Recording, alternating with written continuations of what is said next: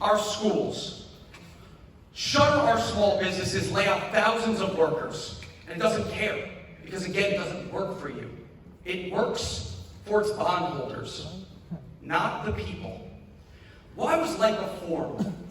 Lipa was formed to bail out Lipa, a multi-billion-dollar company that went belly up because it invested $5 billion in a nuclear power plant that got shut down.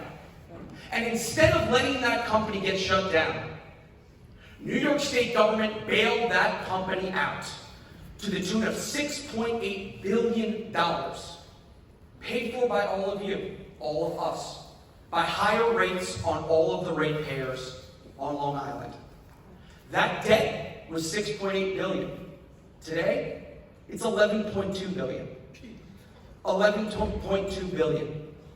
$11.2 billion that was incurred in your name, not for you, but you're paying it back.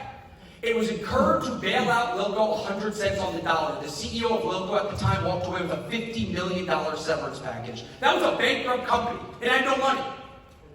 The top 20 executives of that company walked away with $25 million.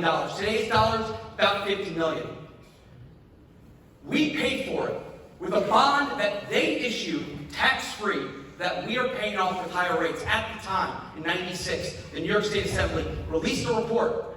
The report asked, how much is this going to cost us? You look it up online. That report said that every ratepayer on Long Island to pay off the $6.8 billion in debt would cost them at higher rates over the life of the bonds $23,000 per ratepayer. So if you have been living on Long Island since 1996, by the time those bonds were paid off for $6.8 billion, you will have paid $23,000 more in rates. Imagine what you could have done with that money. Imagine how much better your life would be if instead of bailing out Lilco, we instead allowed us to keep that money. Now Lipa is in a debt spiral, $11.2 billion, and they need every cent they can get, and they're coming after our homes and our savings. That's what this is about. It's not to lower rates for the ratepayers. That's nonsense. Their debt service function is run by a trustee of the bondholders, international capital markets.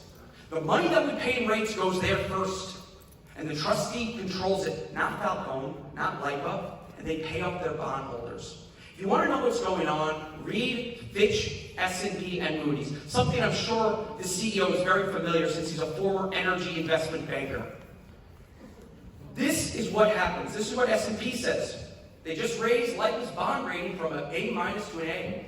Ask why if they're in so much debt. Well, this is their rationale. The stable outlook of Lipa reflects expectations of strengthening fixed charge coverage ratio, the availability of, quote, robust pass-through mechanisms for recovering rising costs, and favorable service area demographics that can support the utilities' high rates. In other words, we are a middle-class community, so we can absorb the pass-through mechanisms we can absorb the higher rates that they are going to use to pay off this unconscionable debt that should have never been incurred in the first place, to bail out a private company, and we should have let them go bankrupt in the first place. I just want to say another thing.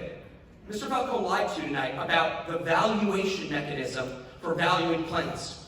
He says that the valuation mechanism is cost plus depreciation. It's a fixed rule of law, according to him. That's one of 3 valuation mechanisms. He left out the other 2, which is the income-based model and the market-based model. Market-based model meaning how much would a willing buyer spend to buy the plant. He knows this very well. He was a former energy investment banker. He would never sell one of his clients at Morgan Stanley this plant for the amount that they are trying to fleece us for in this plant. So the fact is that we could easily value it on 2 other models, but he's not revealing that information to you. What he's saying instead is there's the one model, cost plus depreciation, which means how much does it cost to build the plant, and then you depreciate over the life of the plant. But of course we all know that you can't just build a plant on Long Island. What that model implies is that if you built it in North Dakota, with unlimited land, it would be the exact same thing. No. The value of a plant on Long Island is relative to the space on Long Island and the ability to build something, which you can't build a plant on Long Island like this one. You can't build it. He knows that, so he's lying to us. He's misleading us. And the fact is this. There are three models. How much are they paying National Grid to buy and to own these plants? We don't know that. The lawsuits say, well, that's private information, so we can't know.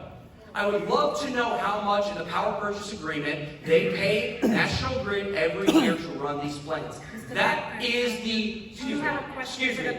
This is, by the way, Anna, she is, by the way, Anna is a former counsel at National Grid. That's what her job was before her current position at Lipa. And I guarantee you she will be making millions after her stint at Lipa. Same with Mr. Falcone.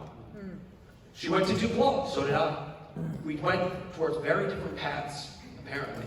The fact of the matter is that this is going to bankrupt this community. It's going to destroy this community. We all know that. They don't care because they don't work for us. They work for the bondholders. That's who they work for. Now, the last thing is this. They say they can't run their operation if they don't lower costs. 15% of their costs, according to Lipa, are the taxes. 20% of their costs are the bond debt service payments. So they're looking at 20% and 15%. They have the lower costs. They don't touch the 20% that's protected by Wall Street and by international capital markets and the bondholders who have their ears. Instead, they come after you because they think we are weak. They think we are powerless. They do not respect us. They don't care about us. Now, someone asked earlier, why isn't New York State government doing anything about this? Well, State Senator Gorin, along with Kaminsky, passed a great bill last year in the State Senate unanimously. It would prevent Lipa from recovering a cent in back taxes. Passed the State Senate unanimously. It didn't get introduced in the Assembly because they sent an army of lobbyists up there to block that legislation, which they did. And I know that for a fact. I know one of the lobbyists, and he told me that. They're paying lobbyists to work against our interests.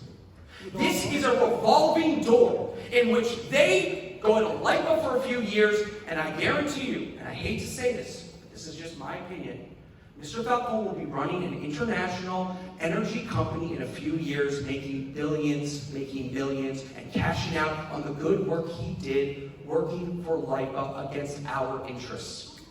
Everything they tell us is a lie. Everything. And I would like to know how much of the energy that they sell us is from the NYISO. The NYISO is the interim operating conglomerate that sells Niagara Falls energy to us, cheap and subsidized. The condition for being in the NYISO and getting that cheaper energy to sell to us is the maintenance of these plants. That means that these plants are very valuable, such that if we took them, they would pay a lot of money to get them back. That's the real value. It is how much would they pay to take these plants back if we took them. And the last thing is this, and I know I've said a few last things, but the fact is this, that Lipa is going to do everything it can to divide us. We need to stand together on this. They don't care about us. They are looking at us and laughing. They need that money to pay back their bondholders. Caithness, they always talk about Caithness. They love talking about Caithness. Caithness was built in 3 tax-free zones. Okay? Tax-free zones meaning the state sanctions areas throughout the state where you can build, open a small business. We've all seen this. Open a small business, don't pay taxes for 10 years. 3 of them overlapping. That's why they don't pay taxes like this plant does, like Northport does. It's not because they're more efficient or they struck a better deal. It's because they built them in a strategic location, a location that they can't build anywhere else. So I know. Yeah. So, no, I'm talking about Caithness. Yeah. Yeah, I mean, of course, Island Park. We're all in the same boat. We are all in the same boat here. Nothing they say to us, we can believe. So we have to fight this. This settlement is nonsense. It's nonsense. So, What we do is we have to lobby our government this year, our state government, Mr. Kaminsky. We have to he did his job in the Senate, they passed that bill. But we need to then pass another bill in the Assembly, and then we need to do this, and this is what they fear the most. We need to pass a bill that codifies the promise in the Lipa Act, that codifies the promise that they made us in the Lipa Act. What's the promise? The promise is that if Lipa was formed and they take over Loco, they promised they would never initiate tax certiorars against us. That was a lie. We need to restrain Lipa's power in the Lipa Act to prevent them from initiating tax certiorari suits unless we disproportionately raise the taxes on those plants relative to all other commercial properties. That was the original agreement that Pataki said to us. Of course, it wasn't included in the bill, in the act, so it didn't restrain Lipa at all. They forgot about that little part. That was a promise they made to us in words only. This is a typical strategy. Big companies, big conglomerates, and big government, they tell the people something, but it's not reflected in the law. And so they have unlimited discretion to initiate tax certiorars. Our government needs to stand with us and restrain Lipa, amend Lipa. And if they want to reduce costs, they should restructure their bonds. If they had spent a cent of what they're spending litigating against us on restructuring their bonds with their bondholders, they would save a lot more money. Thank you.